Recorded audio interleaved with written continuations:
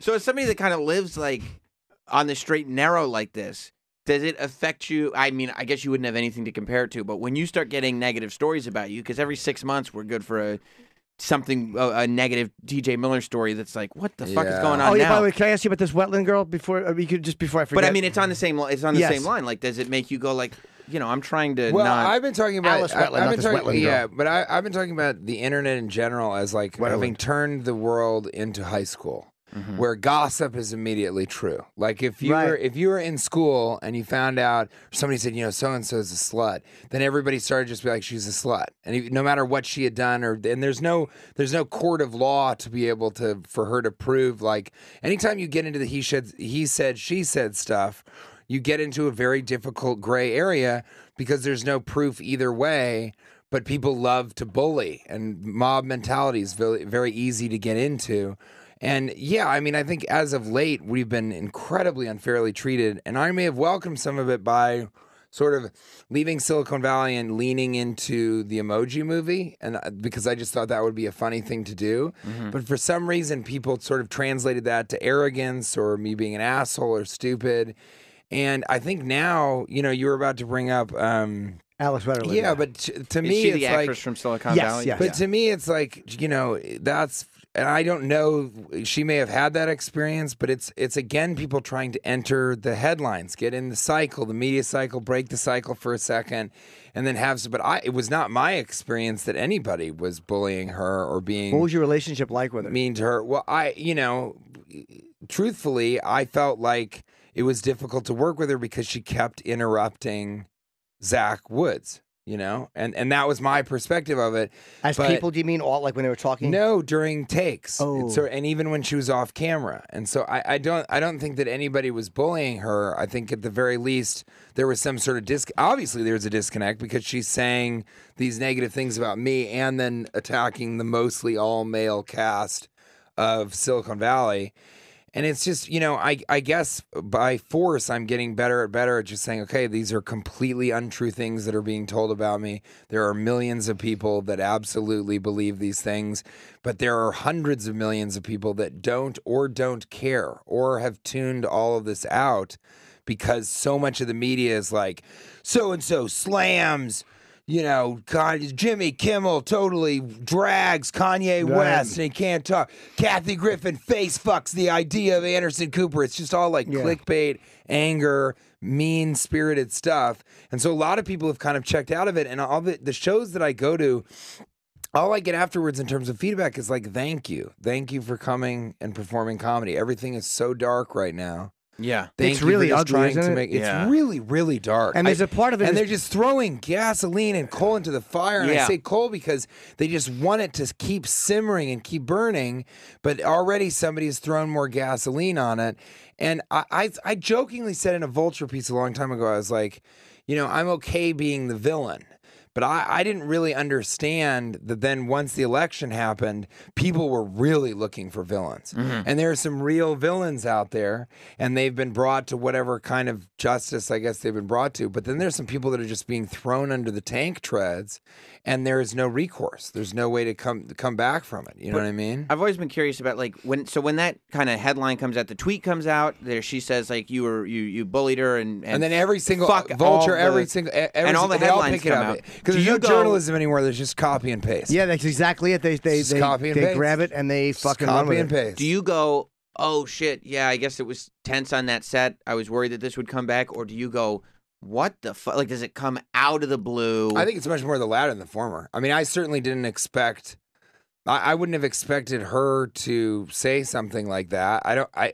If anything, she left and I felt like they had, this is actually fairly, I shouldn't be saying it, but I find this interesting. I thought that they were a little bit mean-spirited about the way that they brought her back for like just a quick scene and then said, nah, forget her, like, never mind. Why do you think she expected more? Well, I think that they were sort of speaking through the show to, I mean, I don't know, I can't speak for them, but like the way that they got rid of the Ehrlich character Well, I walked from the show because I thought that was such a perfect ending for him to just sort of disappear into the ether. I thought it would end the cyclical nature of the show. I thought that it would give people like Jin Yang, which it has, Jimmy O Yang, a lot more room. I was hoping that Amanda Crew would get more room, which I haven't seen as much, but she's incredibly hilarious.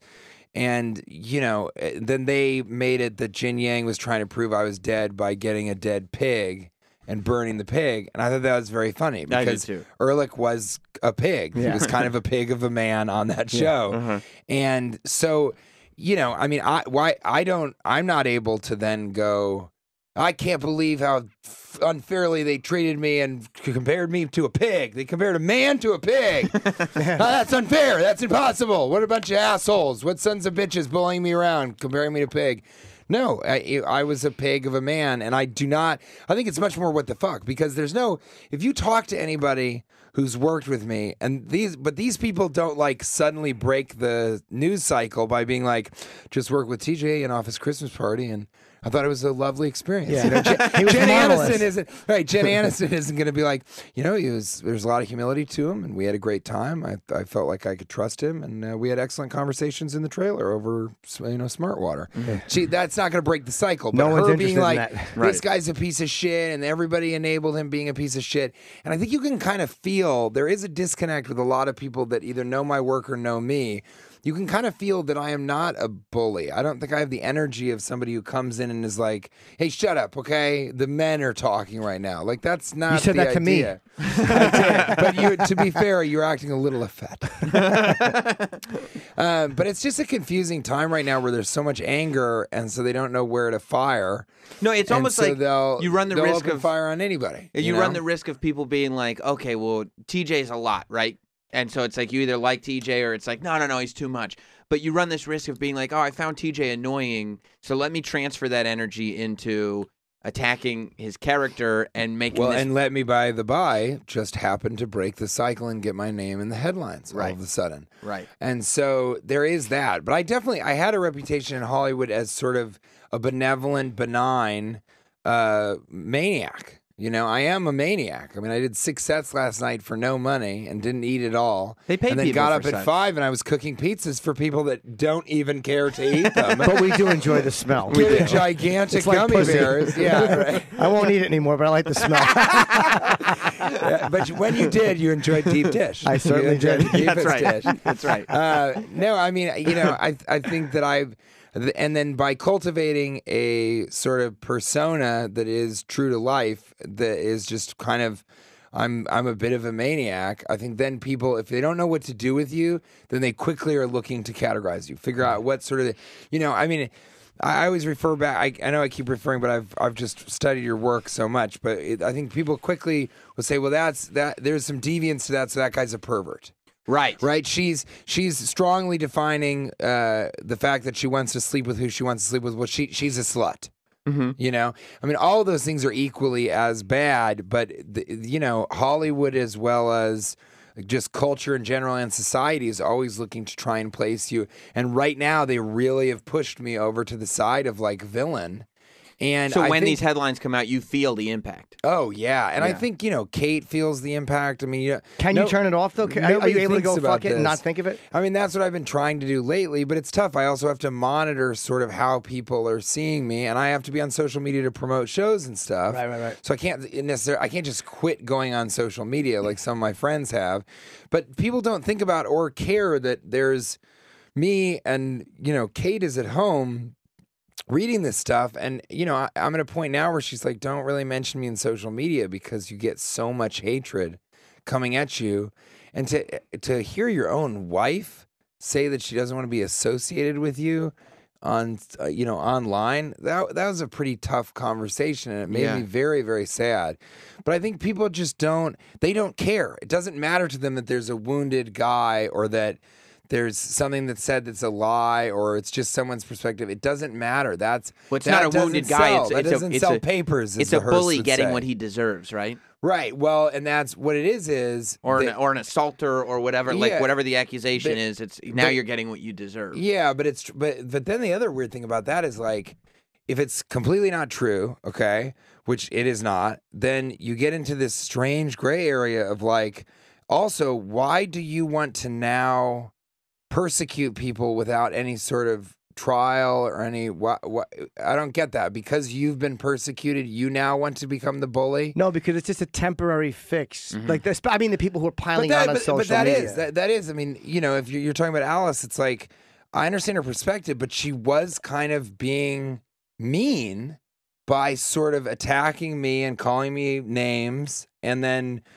calling out all of the people on Silicon Valley, and just like calling out the fact that we were all men, and because we were men, we were shitty, and we'd created this toxic work environment, all that kind of stuff.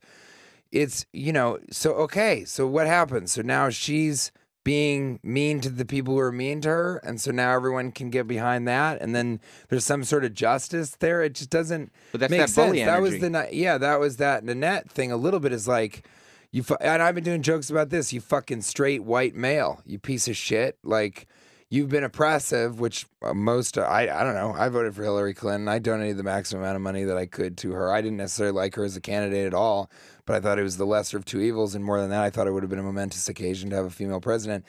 All that being said, it's weird that now it's like, because you made us, it's an eye for an eye. While the people that were getting their eyes taken out are screaming for fairness and equality and justice, and don't attack me just because I'm different, and because you've been attacking me because I'm different, or people like you have been, then now I get to attack you and take you down. It's like I once said, an eye for an eye leaves everybody blind. Did you say that? I did say that. I've said that a lot. I've seen your name under that quote so many times. In so many a textbook. People have taken it. This feels like a little bit of a heavy conversation to have over deep dish pizza in the morning. But while we're talking about you being a maniac, can you talk? I don't know if you can legally or not. No. You can't talk about the Amtrak stuff? Because it's an ongoing... Yeah, absolutely not. No. I mean, and you know what? It isn't... there's just... It's a misunderstanding that I have with the federal government. And that's kind of the end of it to those ends. And it's very difficult, because that, in and of itself, not speaking on that subject, but just in general, that kind of added to the public's perception of exactly what you're saying. That's why you brought it up. You're like, well, are you truly a maniac? And it's like, no, I am not. I mean, I'm a person who dresses like an asshole on purpose, but I'm not a person that, I play an asshole on TV, but I am not a bully in real life, ever. If anything, all of my efforts, for the most part, are altruistic. I mean, I'm traveling the country as a stand-up comedian. I'm making much less money than I would on Silicon Valley, because I feel like I can reach more people. And I think that live performance is so much more important now, in the wake of all of this content, all of the streaming, and people just kind of zapping out in front of the television. And so it's a very dark time, and Kate and I are getting thrown a lot of the darkness that is associated with it, or rather just the anger. There's just so much anger